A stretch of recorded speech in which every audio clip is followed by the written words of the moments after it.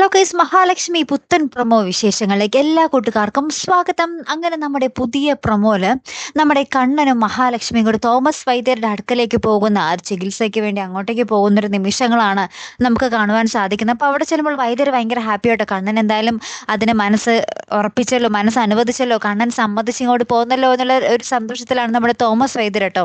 അപ്പുറത്താണെങ്കിൽ നമ്മുടെ കമലേശ്വരത്തെ എല്ലാവരും ശപിച്ച് ഭ്രാഗി അവിടുന്ന് അങ്ങോട്ടേക്ക് തോമസ് വൈദ്യരുടെ അടുത്തേക്ക് പോയി ബാക്കി ഭാഗവും കൂടി തളർത്തിയിട്ട് നീ ഇങ്ങോട്ടേക്ക് വാ എന്നൊക്കെ പറഞ്ഞാട്ടോ അവര് വിടുന്നത്. ഉണ്ണി അടക്കം, അമ്മ, രണ്ടാനമ്മ അടക്കം എല്ലാവരും അങ്ങനെ തന്നെയാട്ടോ.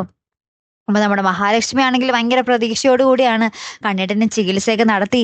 കണ്ണിട്ടിന്റെ ആ ഒരു അടിയിലോട്ടുള്ള ഭാഗത്തിന് ചലനം കിട്ടിയിട്ട് നമുക്ക് സ്വന്തമായിട്ടൊരു കുഞ്ഞൊക്കെ വേണം എന്നൊക്കെ പറഞ്ഞിട്ട് നിൽക്കുകയാട്ടോ. പിന്നീട് നമുക്ക് കാണുവാൻ സാധിക്കും നമ്മുടെ മേഘനാഥ് ഭയങ്കര പ്ലാനിങ് ആണ്. അവൻ അവിടെ എത്തിയിട്ടുണ്ടല്ലോ, ഞാൻ അവിടെ ആൾക്കാരെ ഏർപ്പാടാക്കിയിട്ടുണ്ട് എന്ന് പറയുന്നതും കാണാം.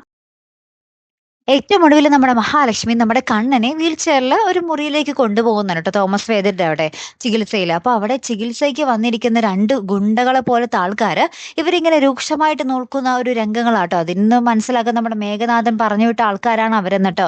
എന്തായാലും നമുക്ക് നോക്കാം അവിടെ നമുക്ക് കണ്ണന് രക്ഷകനായിട്ട് ആരായിരിക്കും വരാൻ പോകുന്നത്.